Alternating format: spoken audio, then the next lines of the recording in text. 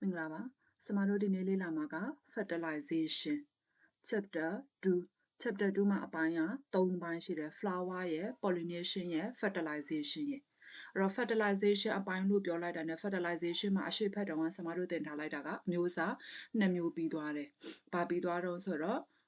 female gami. Below, she, male gami. Female gami na male gami, nakubidwa, Duro ye disable bidwa, Duro abulumio. ဖွင့်ပြလာတယ်ဆိုတာတွေလည်းပြီးသွားခဲ့ပြီအဲ့တော့အဲ့ဒီအဖိုဂမီနဲ့အမဂမီနဲ့ပေါင်းပြီးတဲ့နောက်မှာဘာဖြစ်သွားမှာတော့ fertilization လို့ခေါ်တဲ့တတိအောင်ခြင်းဖြစ်ပေါ်မှာအဲ့တော့အခုလေ့လာမှာက fertilization တတိအောင်ခြင်းဒါကတတိအောင်ခြင်း the ပိုလန်ကျုဝိမုံပြိုဝိမုံပြိုပိုလန်ကျုဝိမုံပြို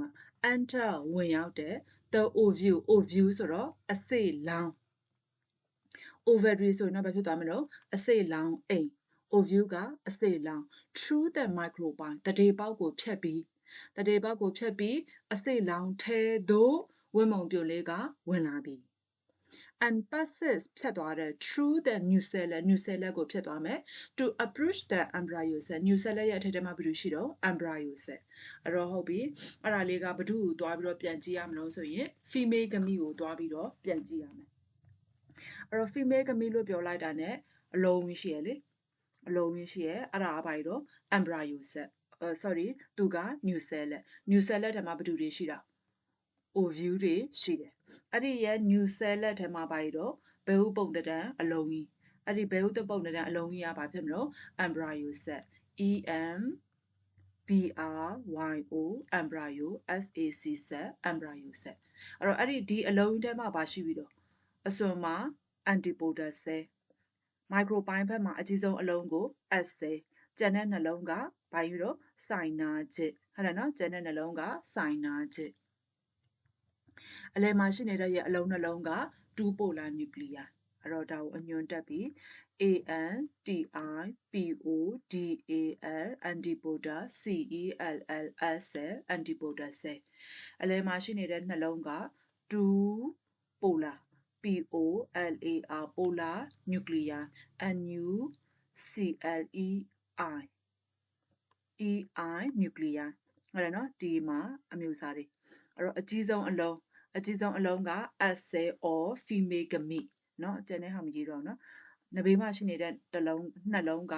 synaptic SYNERGID ပဲရေးလိုက်မယ်เนาะနှလုံးလုံးညွှန်းရင်เนาะ GIDS synaptic ဟုတ်ပြီအဲ့တော့ဒီဟာကဘုဒ္ဓထဲမှာရှိတာတော့ embryo cell ထဲမှာရှိတာဟုတ်ပြီနော်အဲ့တော့ embryo cell ဘက်မှာရှိနေတဲ့ရဲ့အပေါက်ကဒီအပေါက်ကြီးကိုတော့ဘုဒ္ဓခေါ်လိုက်တာတော့ microbiome microbiome အခု तू ကပြောထားတဲ့ passes through the nucellus ဒီဟာပါတော့ဒီအပြင်ဘက်မှာရှိနေတဲ့ ovule တွေရှိနေတဲ့ဟာက nucellus ဒါလေဒါက nucleus nucellus ကိုဖြတ်ပြီးတော့ဘယ်သူရှိမလို့အထက်ထဲမှာ၈လုံးရှိနေတာက embryo cell ထဲကိုဝင်လာတယ်အဲ့ဒါနော်အဲ့တော့အဲ့ဒီဝင်လာတဲ့ဟာကဘာလို့ဖြစ်မလို့ဒီမှာရှိနေတဲ့ရဲ့ microbiome ကိုဖြတ် microbiome ကနေနေပြီးတော့ nucellus ကနေနေပြီးတော့အထက်ထဲမှာရှိနေတဲ့ embryo cell ထဲကိုဝင်လာပြီတဲ့ပြန်ပြောပြီ the pollen tube enter the ovule through the microbiome ဝမုံပြုံက microbiome ကိုဖြတ်ပြီးတော့အထက်ထဲကိုဝင်လာပြီ and passes through the nucellus to approach the embryo cell အဲ့တော့အပြင်ဘက်မှာဒီမှာက microbiome ကနေနေပြီးတော့ nucellus ရဲ့အထက်ထဲမှာ embryo cell ထဲကိုရောက်တော့မယ် then the tip of the pollen tube ဝမုံပြုံရဲ့ထိပ် dissolve ဆိုတော့ဘာဖြစ်သွားမှာ dissolve ကအရေးပြောသွားမယ်ပြတ်သွားတာပေါ့ကွာအဲ့ဒီအပေါဟွာလေးကထိပ်ကအပေါဟွာလေးကအရေးပျော်သွားမယ်အရေးပျော်သွားတဲ့အတွက် and two may gami အဲ့တော့ two may gami လို့မပြောခင်မှာသူ့တစ်ခေါက်ပြန်ကြည့်အောင်အဖို့ပြန်ကြည့်ပြီအပြင်ဘက်မှာရှိနေတဲ့ရဲ့ကြမ်းတမ်းတဲ့အပိုင်းကဘာလို့ကြမ်းတမ်းတဲ့အပြင်ဘက်ကအပိုင်းက outer wall လို့ခေါ်တော့ enzyme exine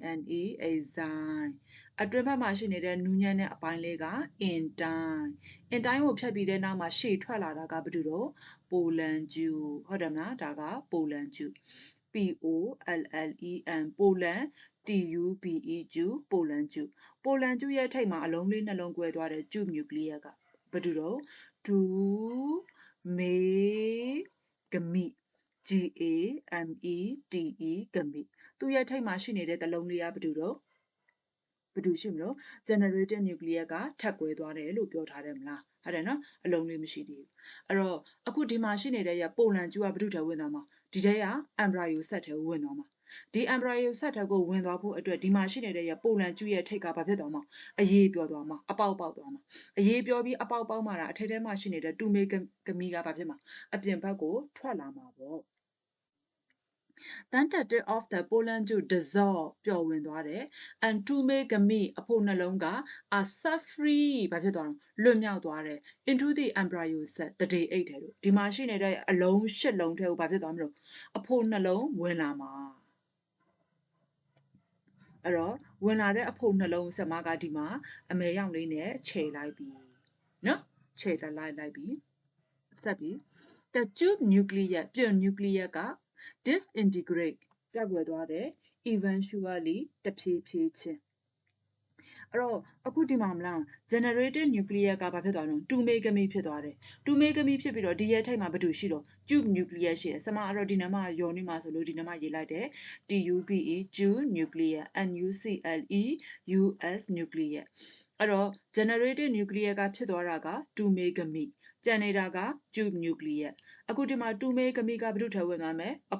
အမဂမိထဲဝင်သွားမယ်အဲ့တော့ကျန်နေတဲ့ tube nucleus ကဘာဖြစ်သွားမလို့ပျောက်ကွယ်သွားတယ် disintegrate ပျောက်ကွယ်သွားတယ် eventually တဖြည်းဖြည်းချင်းအဲ့တော့ဒီမှာဘာတူမရှိတော့ဘူး tube nucleus မရှိတော့ဘာတူပဲကြက်မလို့2 megami ပဲကြက်မယ်အဲ့ဒီ2 megami ကဘာတူထဲဝင်သွားမလို့ female gami ရဲ့ embryo cell ၈လုံးထဲကိုရောက်သွားမယ်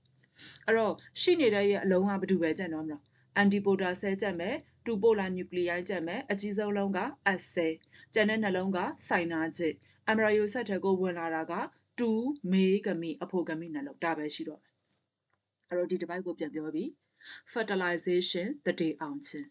the pollen to enter the ovule ဝင်းမုံပြုံက ovule ထဲကိုဝင်သွားတယ် through the microbiome တတိပေါက်ကိုဖြတ်ပြီး and passes through the nucellus to approach the embryo cell nucellus ကိုဖြတ် nucellus ကနေတစ်ဆင့် embryo cell လို့ခေါ်တဲ့တတိအိတ်ထဲရောက်သွားမယ် then the tip of the pollen to dissolve pollen ကျရဲ့ထိတ်ကအရေးပြောသွားတယ်အရေးပြောသွားတာဖြစ်တဲ့အတွက်ထိတ်ကဘာဖြစ်သွားတော့အပေါက်ဖြစ်သွားတယ်အပေါက်ဖြစ်သွားတာဖြစ်တဲ့အတွက်အထက်ထဲမှာရှိနေတဲ့ရဲ့ဂမိနှလုံးက and the two me ဂမိအဖို့ဂမိနှစ်ခုက are set free လွတ်မြောက်သွားတယ် into the embryo cell တတိအိတ်ထဲကိုရောက်သွားတယ်ဒီမှာရှိနေတဲ့၈လုံးထဲကိုလာပြီးတော့ပေါင်းပြီး the tube nucleus disintegrate eventually tube nucleus ပြွန် nucleus ကလည်း disintegrate ပျောက်ကွယ်သွားတယ် eventually တဖြည်းဖြည်းချင်းရမလားဒီတစ်ပတ်စာလုံးကအရင်မခက်အဲ့တော့အတန်ထွက်ဖက်ပြီး fertilization the pollen to enter the ovule through the microbiome and passes through the nucellus to approach the embryo cell then the tip of the pollen to dissolve and the two megami are set free into the embryo cell the tube nucleus disintegrate eventually အတန်ထွက်နဲ့ပြောပြီး fertilization တတိအောင်ချင်း the pollen to enter the ovule ဝင်းမုံပြုံကအစိလောင်ထက်ကိုဖြတ်ပြီးအစိလောင်ထက်ကိုဝင်လာတယ် through the microbiome တတိပေါက်ကိုဖြတ်ပြီး and passes through the nucellus ကိုဖြတ် to approach the embryo cell တတိအိတ်ထဲကိုရောက်ရှိသွားတယ် then the tip of the pollen to ဝင်းမုံပြုံရဲ့ထိတ်က dissolve အရေးပြောသွားတယ်the two megami are set free အဲ့ဒါကြောင့်မလို့ပိုလန်ကျုထဲမှာရှိနေတဲ့အဖို့ဂမိနှလုံးကလွတ်မြောက်သွားတယ် into the embryo cell တတိအိတ်ထဲမှာ the tube nucleus disintegrate eventually အဲ့ဒီပြွန် nucleus ကလည်းတဖြည်းဖြည်းချင်းပျောက်ကွယ်သွားတယ်เนาะမရှိတော့ရမယ်နော်အတန်ထွက်ရမယ်နော်ဟုတ်ပြီအဲ့တော့ तू ကဘာပဲရှိနေသေးတော့ပေါင်းတာတွေမဖြစ်သေးဘူးဘဒူထွက်သွားတယ်ဆိုတဲ့ဟာကိုပဲရှိသေးတယ်เนาะမပေါင်းသေးဘူးအဲ့တော့ဆက်ရအောင် one of the two megami အဖို့ဂမိနှလုံးထဲကတစ်လုံး with the female gami or assay အဲ့တော့ female ကမိ or assay ဆိုတာဘာလို့ရှိမလို့အစည်းဆုံးအလုံးက assay or female ကမိအဲ့တော့ဒီမှာရှိနေတဲ့ရဲ့အဖို့ကမိနှလုံးထဲကတစ်လုံးနဲ့ဘယ်သူနဲ့ပေါင်း female ကမိနဲ့ပေါင်း resulting ရလဒ်က in the fertilize at or oospore လို့ခေါ်တဲ့တတိအောင်ဥကိုရရှိပါတယ်အဲ့ဆိုရင်စမကဒီမှာပြောပြီးဒီမှာနော်ဒီမှာကအကြီးဆုံးအလုံးကစမဒီနမခဏရေးလိုက်ပြီနော်ဒါကအကြီးဆုံးအလုံးက essay egg at cell essay ကျန်တဲ့နှလုံးကဘာဖြစ်ပြီးတော့ synergic synergids synergic အလယ်မှာရှိနေတဲ့ရဲ့နှလုံးက2 polar nuclei နော်ဒီကနှလုံးက2 polar nuclei nuclei ဒီအစွန်မှာရှိနေတဲ့ရဲ့3လုံးကဘာဖြစ်သွားပြီးတော့ antipodal cells အဲ့တော့အခု तू ကပြောထားတယ်အဖို့ကမိမေးကမိ male မေးစာလုံးအယောင်လေးနဲ့ပြောင်းပေးမယ်မေး gamete ကမိမေးကမိရဲ့ဒီဘက်မှာရှိနေတာက female female ကမိ gamete ကမိအဖို့ကမိကဘယ်နှလုံးရှိတော့နှလုံးရှိတယ်အမကမိမှာခါကြတော့ essay အကြီးဆုံးလုံးက essay အဲ့ဒါနော်အဲ့တော့ဒီထဲမှာအဖို့ကမိနှလုံးထဲကတစ်လုံးနဲ့အမကမိနဲ့ဘာဖြစ်လို့လာပြီးပေါင်းလိုက်တယ်ဒီပေါင်းလိုက်တဲ့ဖြစ်စဉ်ကိုဘာလို့ခေါ်လိုက်တာတော့ fertilize fertilize egg fertilize ဒါမှမဟုတ်ရင် spore spore နော်အဲ့တော့စာအုပ်နည်းနည်းအရင်ဆက်လိုက်ပြီနော် this process ဒီဖြစ်စဉ် is termed ခေါ်ဆိုတဲ့ fertilization တတိအောင်ခြင်းလို့ခေါ်တယ်အဲ့တော့ဒီဟာကိုဘာလို့ခေါ်လိုက်ဒီတော့ fertilization fertilization အဲ့တော့အခုဒီမှာမလားဒါက female ကမိကျန်တဲ့ဟာကဘာကြီးတော့ synergic ဒီမှာပါကျန်နေတော့တစ်လုံးကျန်နေရနော် synergic တစ်လုံးကျန်နေရအဖို့ကမိထဲမှာဘယ်နှလုံးကျန်တော့တစ်လုံးကျန်တယ်ဘာလို့တစ်လုံးကျန်တာ तू ကနှလုံးရှိရမလား 2 မေးကမိတစ်လုံးက fertilize နဲ့ပေါင်းဟုတ်ပြီThe two polar nuclei polar ဝစ်ဆန်နှလုံး fuse ပေါင်းဆက်သွားတယ် with the definitive or secondary nuclei အဖို့ကမိတွေအမကမိတွေမဟုတ်သေးဘူးမဟုတ်သေးဘဲနဲ့အခုဒီမှာ female ကမိထဲမှာဒါက essay ဒါက synergic ကိုစမဟိုဘက်ကျမရေးလိုက်မယ်ရေးလိုက်ပြီ synergids synergic ကဘယ်နှလုံးရှိရနှလုံးရှိရနော်ဒီမှာဒီနှစ်ခုနှလုံးပေါ့နော်ဒါကနှလုံးပေါ့ပြီးခါကျတော့အလယ်မှာရှိနေတာက2 polar nuclei nuclei 2 polar nuclei ပြီးတော့အစွန်ဆုံးမှာရှိနေတဲ့ရဲ့3လုံး2 polar nuclei နှလုံးပြီးလို့ရှိရင်antipodal cell ဘယ်နှလုံးလုံး3လုံးရှိသေးတယ် antipodal antipodal cell လည်းရှိသေးတယ်နော်အဲ့တော့ antipodal cell 3လုံးမဟုတ်သေးဘူးဒီမှာရှိနေတဲ့2 polar nuclei သူ့အလိုလိုပေါင်းမှာဒီနှလုံးကပေါင်းလိုက်တယ်ဘာပဲဖြစ်တော့တစ်လုံးပဲဖြစ်သွားတယ်ဖြစ်သွားတဲ့တစ်လုံးကဘာကြီးတုံးဆိုရင် definitive or secondary nuclei နာမည်ပဲတက်ပြီးခေါ်လိုက်တာဟုတ်တယ်မလားသူ့ကိုခေါ်လိုက်တာက definitive or secondary nucleus ရပြီနော်အဲ့တော့အခုဒီမှာကအဖို့တစ်လုံးကျန်မယ်နော်ဒီမှာကအဖို့တစ်လုံးကျန်မယ်အပေါင်းအခုဒီမှာရှိနေတဲ့ရဲ့2 polar နှလုံးပေါင်းလိုက်တာ2 polar နှလုံးပေါင်းလိုက်တာကဘာကြီးတော့ဒါက2 polar နှလုံးပေါင်းလိုက်တဲ့ဟာ2 polar နှလုံးပေါင်းလိုက်တဲ့ဟာ definitive or secondary နဲ့သူ့နာမည်တက်ပြီးတော့ပဲခေါ်လိုက်တာနော် this in turn နောက်တစ်ခါ fuse ပေါင်းဆက်တယ် with the second megami အဖို့ကမိကျန်တဲ့တစ်လုံးအဖို့ကမိကျန်တဲ့တစ်လုံးနဲ့ဒီ polar နဲ့ပေါင်းလိုက်တဲ့ဟာကို to form the primary endosperm nuclei ဟုတ်ပြီနော်ဒီနှစ်ခုပေါင်းလိုက်တဲ့ဖြစ်စဉ်ကိုဘာလို့ခေါ်လိုက်ပြီတော့ဆိုတော့ PRI MARY primary endosperm ENDOSPERM endosperm nucleus NUCLEUS nucleus primary endosperm nucleus လို့ခေါ်တယ်အဲ့ဆိုစမတစ်ခေါက်ပြန်ပြောတယ်ရှုပ်နေမှာဆိုလို့နော်အဖို့ကမိရှိတယ်အဖို့ကမိမှာ2 မေဂမိနှလုံးပါတယ် female ကမိမှာတော့အလုံးကြီးတွေအများကြီးသူက8လုံးရှိတယ် assay or female ကမိရှိတယ် synergy ရှိတယ်အလယ်မှာက2 polar nuclei အစွန်ဆုံးမှာက antipolar cell အဲ့တော့အဖိုကမိနှလုံးထဲကတစ်လုံးနဲ့ဘယ်သူနဲ့ပေါင်းအရောင်နဲ့ချိန်ပြီးအဖိုကမိနှလုံးထဲကတစ်လုံးနဲ့ဘယ်သူနဲ့ပေါင်းလို့ဆိုတော့ female ကမိထဲက assay or female ကမိနဲ့ပေါင်းအဲ့တော့အဖိုကမိတစ်လုံးနဲ့ assay နဲ့ပေါင်းလိုက်တာကို fertilize at or oospore လို့ခေါ်တယ်ဒီလိုမျိုးပေါင်းလိုက်တဲ့ဖြစ်စဉ်ကိုဘာလို့ခေါ်တော့တတေအောင်ချင်းရမနော် fertilization ဟုတ်ပြီအဲ့တော့အဖိုကမိမှာဘယ်နှလုံးကျန်နော်တစ်လုံးကျန်တယ်အမကမိမှာဘယ်သူတွေကျန်နော်စိုင်နာကျကျန်တယ်2 polar nuclei ကျန်တယ် antipolar cell ကျန်တယ်အဲ့တော့ तू ကဘာလုံးမှာအဖိုကမိစမအယောင်လေးနဲ့ချိန်ပြီးအပြာရောင်လေးနဲ့ချိန်ပြီးနော်အပြာရောင်လေးနဲ့ချိန်တယ်ဒါကဘာလို့မေကမိထဲကတစ်လုံးအခုဒီနှလုံးကဘာတူပေါင်းလိုက်တာတော့2 polar nuclei 2 polar polar polar nuclei 2 polar nuclei ကိုဘာလို့ခေါ်လိုက်တာတော့ definitive definitive definitive or secondary nuclei အဲ့တော့အဖိုကမိတစ်လုံးနဲ့2 polar နဲ့နှလုံးပေါင်းလိုက်တဲ့ဖြစ်စဉ်ကိုဘယ်လိုခေါ်လိုက်တာတော့ primary endosperm nucleus ရမယ်နော်အဖိုကမိတစ်လုံးနဲ့ female ထဲကတစ်လုံးနဲ့ပေါင်းတဲ့ဖြစ်စဉ်က fertilize at or oospore အဖိုကမိတစ်လုံးနဲ့2 polar နဲ့ပေါင်းတဲ့ဖြစ်စဉ်ကို primary endosperm nucleus ရမလားအဲ့တော့ဒီတစ်ခေါက်မှာအဖိုကမိနဲ့အမကမိနဲ့ပေါင်းလိုက်တဲ့ fertilize at လို့ခေါ်တယ်သူတို့နှစ်ခုပေါင်းတဲ့ဖြစ်စဉ်ကို fertilization အဖိုကမိနဲ့2 polar နဲ့ပေါင်းတဲ့နာမည်တက်ပြီးခေါ်လိုက်တာက primary endosperm nucleus ရမလားအဲ့တော့ရှုပ်နေမှာဆိုလို့ဒါတွေအကုန်ဖြတ်ပြီးဆမကသွားပြီးဒီမှာကအဖိုကမိတစ်လုံးနဲ့အမကမိတစ်လုံးနဲ့ပေါင်းတဲ့ဖြစ်စဉ်ဒါကမေဒါက female အဖိုကမိနဲ့အမကမိနဲ့ပေါင်းလိုက်တဲ့ဖြစ်စဉ်ကိုဘာလို့ခေါ်တော့ fertilize fertilized fertilize at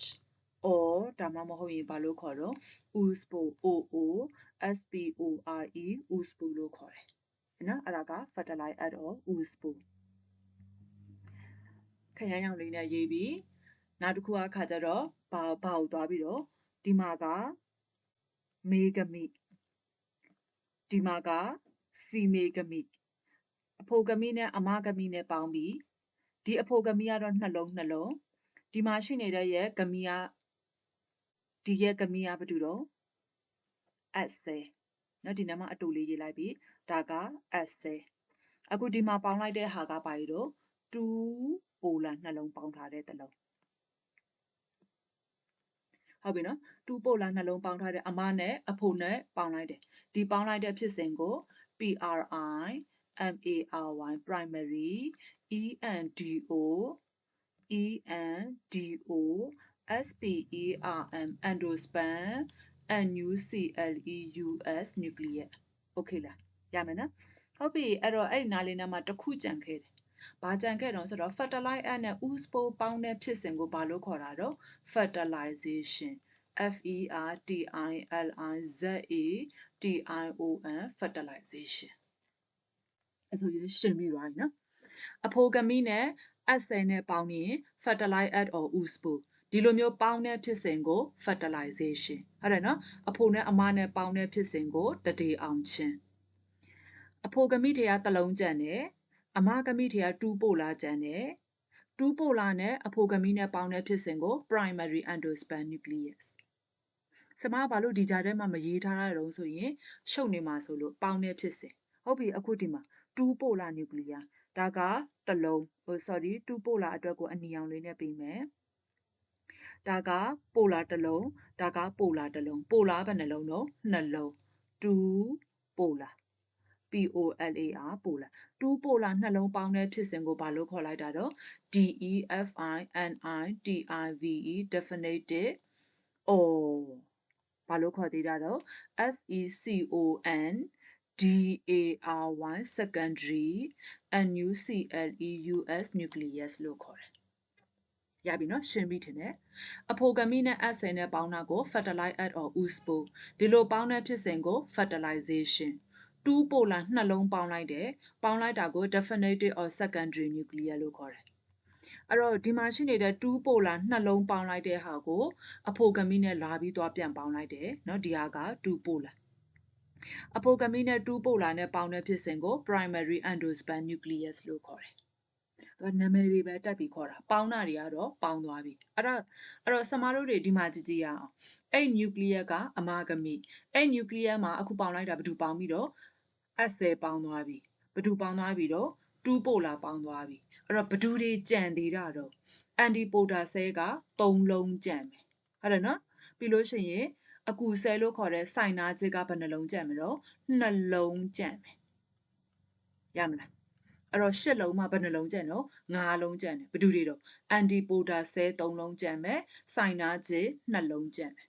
ကြံတဲ့ဟာတွေကဘယ်သူနဲ့ပေါင်းသွားပြီတော့အဖိုဂမီနဲ့ပေါင်းသွားပြီရပြီနော်ကဲအဲ့ဒါဆိုရင်စာပိုက်လို့သွားကြည့်အောင် one of the two male gamete အဖိုဂမီနှလုံး fuse ပေါင်းဆက်တယ် with the female gamete အမဂမီနဲ့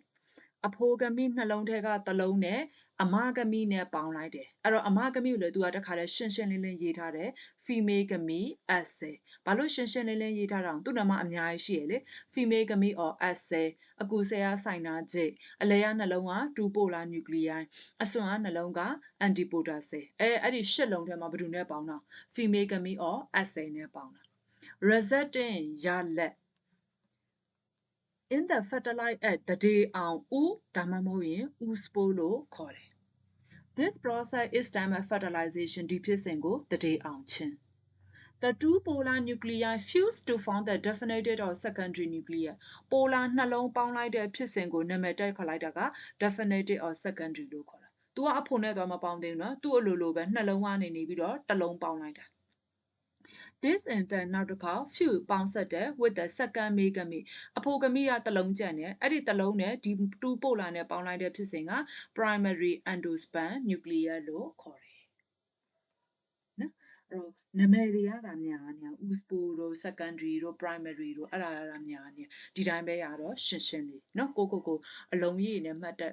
ပြီးတော့ gist ထုတ်ပြီးတော့ကြိုက်ရင်လွယ်မယ်ကဲအတန်ထွက်ဖက်ပြီး